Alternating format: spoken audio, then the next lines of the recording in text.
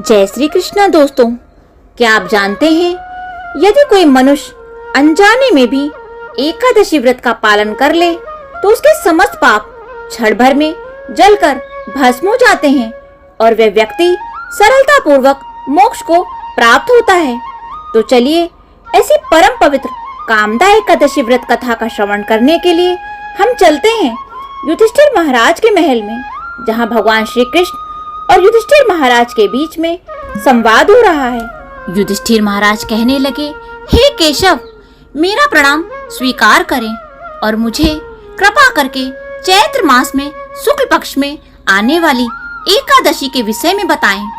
इस एकादशी का नाम क्या है, वह इसका महात्म्य क्या है, और कृपा करके इसकी पूजन विधि भी बताएं।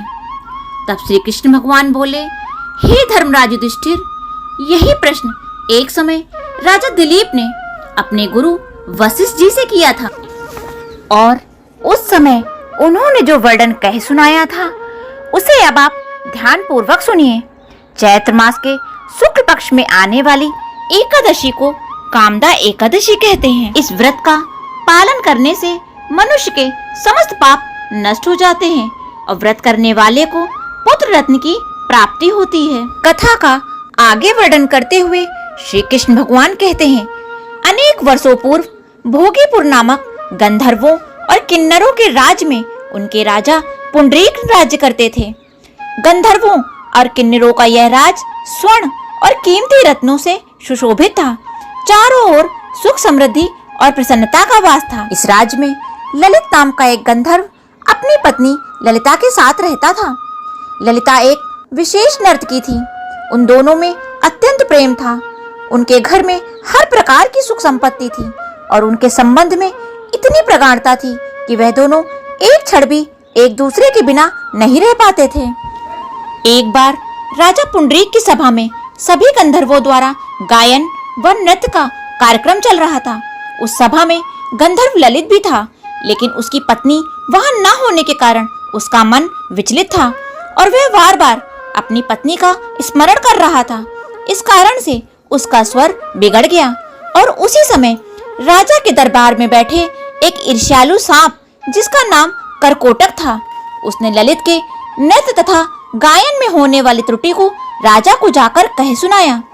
जब राजा को इस बात का पता चला तो वे अत्यंत क्रोधित हो गए। उन्होंने इस बात को स्वयं का अपमान समझा और क्रोधित होते हुए ललित को श्राप देते हुए कहा, हे मूर्ख, तू मेरे सामने गाता हुआ अपनी स्त्री का स्मरण कर रहा है, इसलिए जा, मैं तुझे नरभक्षक बनने का श्राप देता हूँ।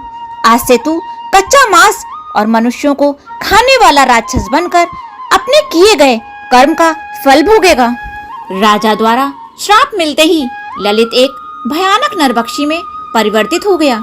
उसकी भुजाएं 8 मील लंबी थी, मुख एक विशाल गुफा के जैसा था, उसके नेत्र सूर्य और चंद्रमा की भांति भयावह थे, उसकी गर्दन पर्वत जैसी थी और शरीर 64 मील ऊंचा था। इस प्रकार नरभक्षी के रूप में ललित गंधर्व यातना भुगतने लगा। उसकी पत्नी ललिता को जब इस बात का पता चला तो वह अपने पति के इस भयानक रूप को देखकर बहुत दुखी हुई। अपने पतिव्रता धर्म को निभाते हुए अब ललिता भी अपने पति के साथ जंगलों में भटकने लगी। अपने पति को इस रूप में अत्यंत कष्ट भुगतते हुए देखकर वे विलाप करती रहती। इस प्रकार वन में भटकते हुए एक बार ललिता ने ऋषि श्रृंगी का आश्रम देखा। वह तुरंत आश्रम में गई और वहां जाकर उसने ऋषि श्रृंगी को प्रणाम किया। ललिता को देखकर आशीर्वाद देते हुए ऋषि श्रृंगी ने उससे पूछा, हे देवी, तुम कौन हो, तुम्हारे पिता कौन है और तुम इस प्रकार यहाँ इस जंगल में क्यों आई हो? ऋषि श्रृंगी के वचन सुनकर ललिता ने कहा, हे ऋषिवर, मैं महान गंधर्व वृंदावन की पुत्री हूँ। मेरे पति गंधर्व ललित को राजा पुंडरीक ने श्राप दिया हुआ है, जिसके कारण वे नरभक्षी राक्षस बन गए हैं। उनका यह कष्ट देखकर मैं अत्यंत दुखी हूँ। हे ऋषिवर, कुछ ऐसा उपाय कहें जिसके द्वारा मेरे पति की इस योनि से मुक्ति हो जाए।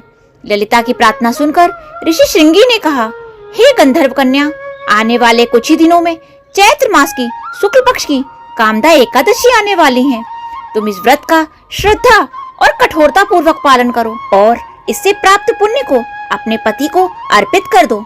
इससे वे अपनी राक्षस योनि से मुक्त हो जाएंगे। यह व्रत समस्त इच्छाओं को पूर्ण करने वाला है। ऋषि के वचन सुनकर ललिता ने कामदा एकादशी आने पर उसका श्रद्धा और निष्ठा पूर्वक पालन किया। द्वादशी के दिन भगवान वासुदेव अब ब्राह्मणों के समक्ष उसने कहा, हे प्रभु, मैंने अपने पति को इस भयानक श्राप से मुक्ति दिलाने हेतु इस व्रत का श्रद्धा और नियम पूर्वक पालन किया है। कृपया आप मुझे आशीर्वाद प्रदान करें कि इस व्रत के प्रभाव से मेरे पति श्राप मुक्त हो जाएं। जैसे ही ललिता ने ये शब्द कहे, उसी क्षण एक चमत्कार हुआ। नरभक्षी की योनि में रह रहे उसके पति ने उस योनि को त्याग कर फिर से गंधर्व का सुंदर शरीर पुनः धारण किया।